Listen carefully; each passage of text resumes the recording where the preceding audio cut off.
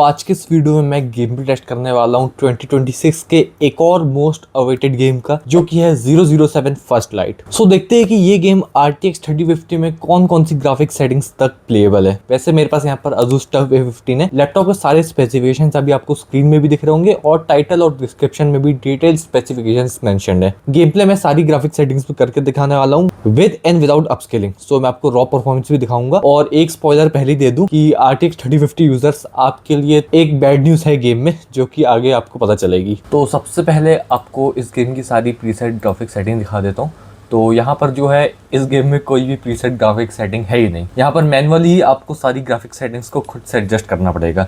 इसलिए मैं ये करने वाला हूँ कि यहाँ पर जितनी भी ग्राफिक सेटिंग्स है, जैसे कि टेक्सचर क्वालिटी देखो और ये टेक्सचर फिल्टर देखो, तो सब में ना आपको ग्राफिक सेटिंग के लिए चार ऑप्शंस मिलेंगे। जैसे कि इसमें है लो, मीडियम, हाई, अल्ट्रा, और वही सेम चीज़ें इसमें भी है और वही सेम चीज़ें इसमें भी है। मैं मैन्युअली हर एक सेटिंग पे सेट करके आपको गेम प्ले दिखाने वाला हूँ। और वैसे एक चीज़ आप लोगों ने पहले भी नोटिस कर लिया होगा कि यहाँ पर जो सारी ग्राफिक सेटिंग्स है वो पहले से ही बिल्कुल मिनिमम पे सेट है हर एक चीज़ में। और उसके बाद भी ये VRAM यूसेज देखो बिल्कुल लिमिट से ज़्यादा हो चुका है, और उसका फ़र्क आपको गेम प्ले टेस्ट में भी दिखने वाला है। और बाकी अपस्केलिंग का दिखा दूँ तो यहाँ पर आपको DLSS और AMD FSR दोनों मिलता है, और ये AMD FSR 3 है। फिर भी फ्रेम जनरेशन का ऑप्शन इसमें कहीं पर भी नहीं मिलता है, लेकिन फिर भी FSR की अपस्केलिंग यूज करने में आपको एक बढ़िया चीज दिखने वाली है। बाकी यहाँ पर और डिस्प्ले सेटिंग्स दिखा दूँ तो V-Sync मैंने ऑफ कर दिया है, और बाकी नीचे की सेटिंग में भी ये मोशन ब्लर बस मैंने ऑफ कर दिया है। बाकी जो चीजें ऑन है वो बाय डिफॉल्ट ही ऑन है सारी, उनमें मैंने कुछ भी चेंजेस नहीं किया है। सबसे पहले मैं आपको गेम प्ले दिखाता हूँ लो ग्राफिक्स पे।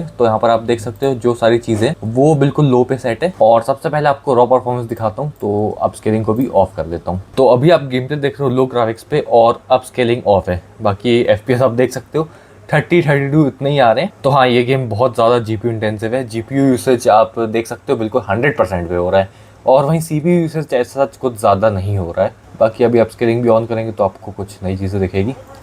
और इसमें जो है मैंने ये ट्रेलिंग वाले पार्ट पे आ गया हूँ। इंट्रो वाले पार्ट का मैं वीडियो नहीं बना रहा हूँ क्योंकि उसमें FPS बहुत ज़्यादा कम दिखाई दे रहे थे मुझे।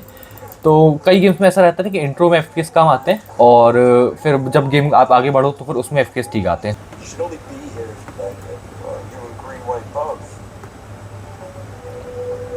अब अपस्केलिंग को ऑन करते हैं। सबसे पहले मैं इसको कर दिया DLSS पे, और DLSS को मैं बैलेंस पे सेट कर देता हूँ। अभी वैसे तो हर गेम में बैलेंस पे ही रखता हूँ, पर इसमें मैं आपको परफॉर्मेंस मोड पे रख कर भी दिखाऊंगा, और वो क्यों वो आपको थोड़ी देर बाद पता चल जाएगा।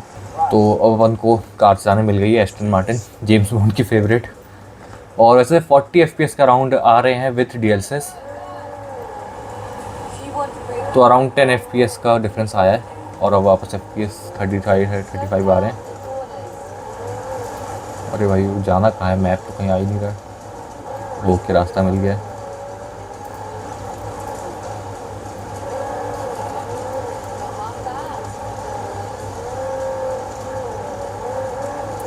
अब FSR को ऑन करते हैं। इसको मैंने कर दिया FSR पे, और FSR भी यहाँ पर बैलेंस पे सेट है। अब आप गेम प्ले देख रहे हो लो ग्राफिक्स पे with FSR set to balanced.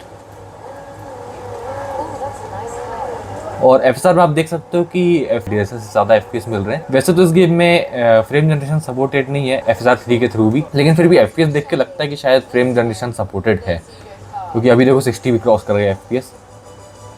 ठीक है, अब ग्राफिक सेटिंग चेंज करते हैं। यहाँ पर मैंने अब सभी चीज़ों को मीडियम पे सेट कर दिया है, और अपस्केलिंग को अब ऑफ कर देता हूँ। इसको मैंने ऑफ कर दिया है। आप गेम पे देख रहे हो मीडियम ग्राफिक्स पे विदाउट अपस्केलिंग 30 FPS के अराउंड आ रहे हैं, और अब थोड़ा थोड़ा लैग दिखाई दे रहा है। मतलब इसमें क्या, अब अगर आप लो ग्राफिक्स पे भी विथ DLSS करोगे ना तो उसमें भी थोड़ा थोड़ा लैग दिखाई देता है। वो तो FSR पे जब सेट करते हैं ना लो ग्राफिक्स के साथ, तब स्मूथ गेम प्ले मिल पाता है।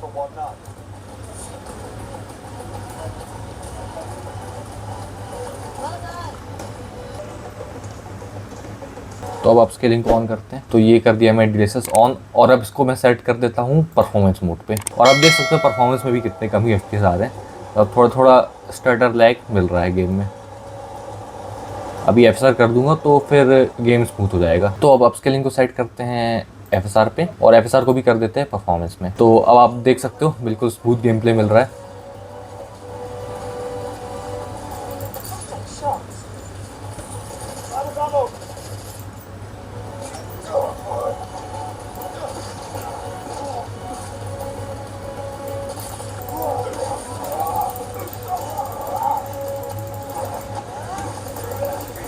तो आप लोग सोच रहे होंगे कि मैंने अपस्केलिंग क्वालिटी को बैलेंस से परफॉर्मेंस पे क्यों रख दिया था। तो अभी देखो मैंने इसको वापस से सेट कर दिया है बैलेंस पे। अब आपको डिफरेंस समझ में आएगा कि क्यों मैंने ऐसे किया था। आप देख सकते हो FPS 40 के अराउंड आ रहे थे और उस समय करीब 55 के अराउंड आ रहे थे। तो इसी वजह से मैंने इसको परफॉर्मेंस भी किया, क्योंकि लो ग्राफ्स के ऊपर आप इस गेम को बैलेंस पे स्मूथली तो खेल नहीं सकते हो।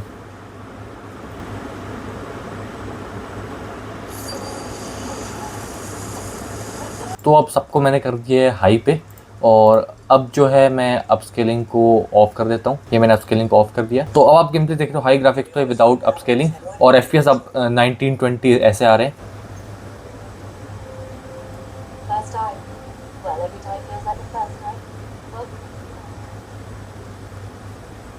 तो अब DLSS को ऑन करते हैं और DLSS यहाँ पर परफॉर्मेंस पे सेट है। तो अब आप गेम प्ले देख रहे हो हाई ग्राफिक्स पे with DLSS set to performance. और वैसे इस गेम को आप FSR के साथ ही खेलने वाले हो। DLSS के साथ इवन ऑन लो ग्राफिक्स थोड़ा लैग और स्टटर रहता है, 40 FPS के अराउंड आते हैं, और वही FSR के साथ स्मूथ गेम प्ले मिलता है।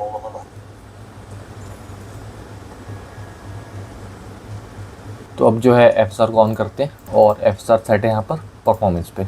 तो अब आप गेम पे देख रहे हो हाई ग्राफिक्स पे with FSR set to performance, और FPS अब अराउंड 50 के अराउंड आ रहे हैं। तो गेम प्ले स्मूथ है अब।